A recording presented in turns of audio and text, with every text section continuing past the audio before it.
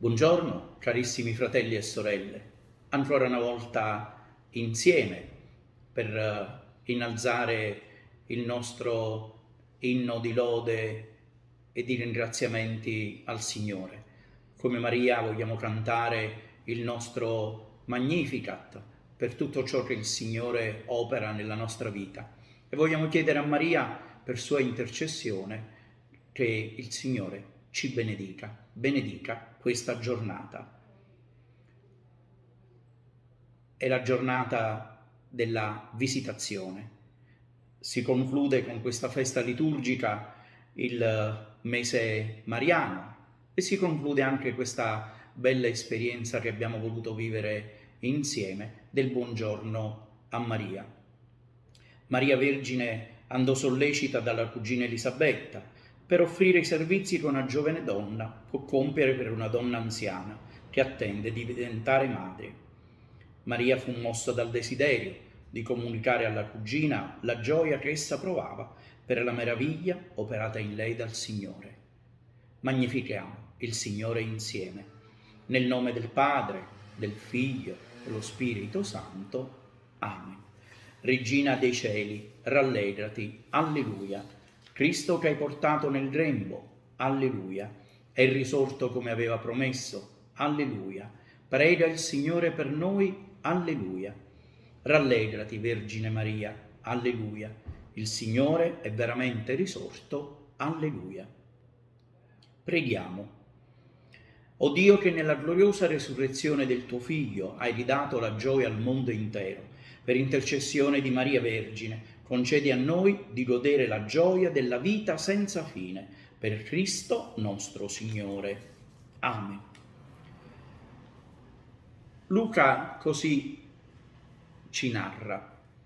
In quei giorni Maria si mise in viaggio verso la montagna e raggiunse in fretta una città di Giuda. Entrata nella casa di Zaccaria, salutò Elisabetta. Appena Elisabetta ebbe udito il saluto di Maria, il bambino le sussultò nel grembo. Elisabetta fu piena di Spirito Santo ed esclamò a gran voce: benedetta tu fra le donne e benedetto il frutto del tuo grembo. A che debbo che la madre del mio Signore venga a me?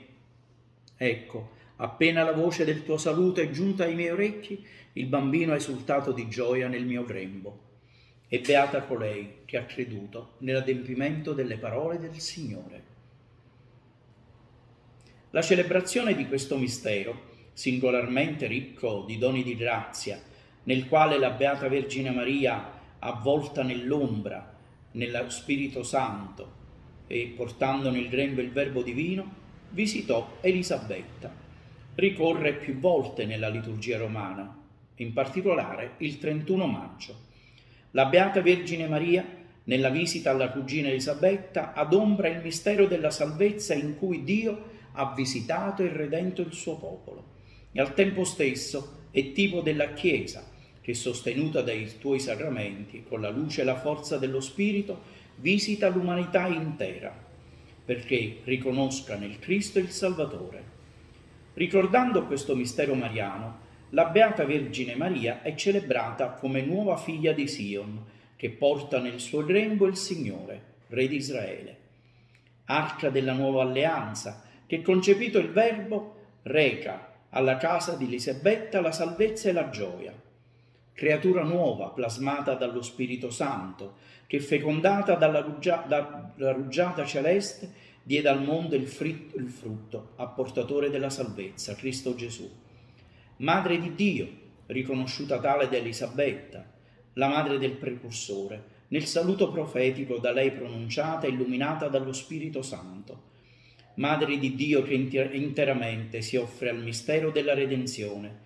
Donna Santa che dopo l'annuncio dell'angelo è tutta dedita alla realizzazione dei beni e della salvezza e magnifica Dio in un canto di lode, traboccante di riconoscenza.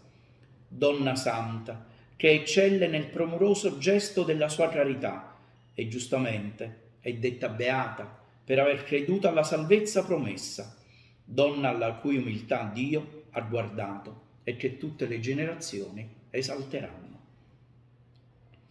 L'ultimo nostro racconto del mese di maggio. Una giovane mamma era in attesa del secondo figlio.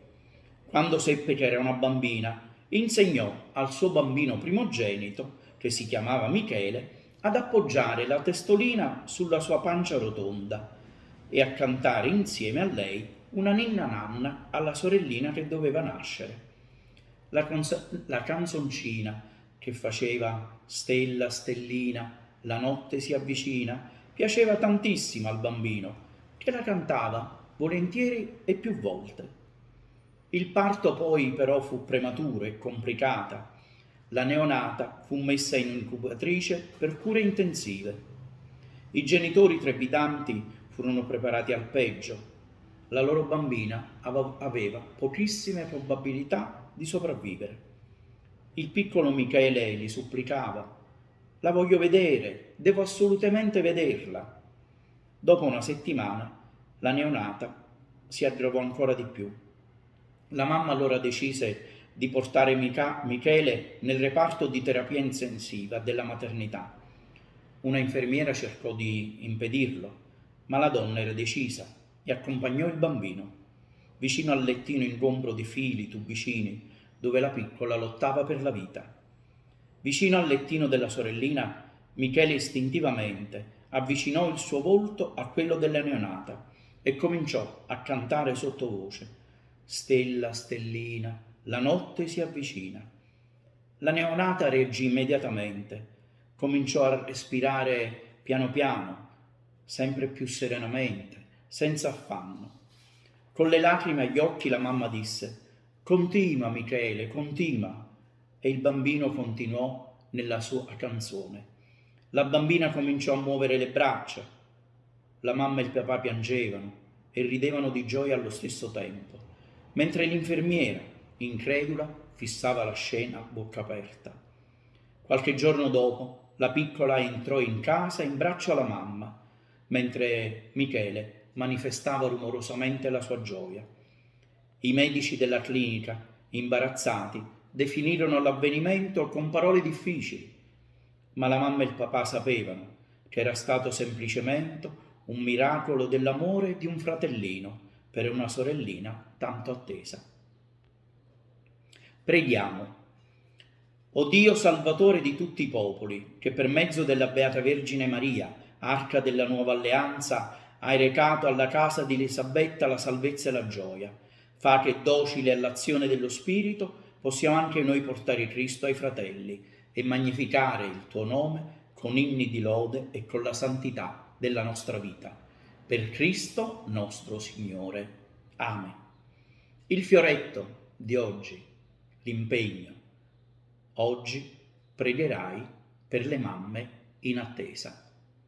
Buona giornata e buona festa della Visitazione.